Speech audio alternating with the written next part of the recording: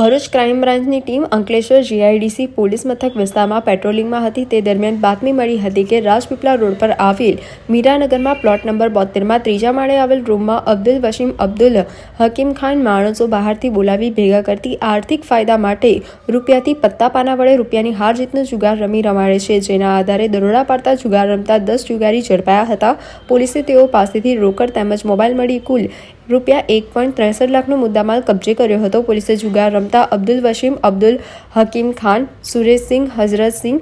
રજીન સિંહ, અજય કુમાર સિંહ, રાજેશ ચંદ્રસિંહ જોહેરે, વિશાલ બ્રિજમાન યાદવ, સુભાષ શિવચંદ્ર યાદવ, મુકેશ કુમાર, નવલ કિશોર મંડલ, સુનિલ દ્વારકા, વિશ્વકર્મા, બબુલ કુમાર, નરેશભાઈ મંડલ, અવિનાશ કુમાર, મોહનરાય નાઓને ઝડપી પાડી જુગાર ધારાની કલમો હેઠળ કાયદેસર કાર્યવાહી હાથ ધરી હતી।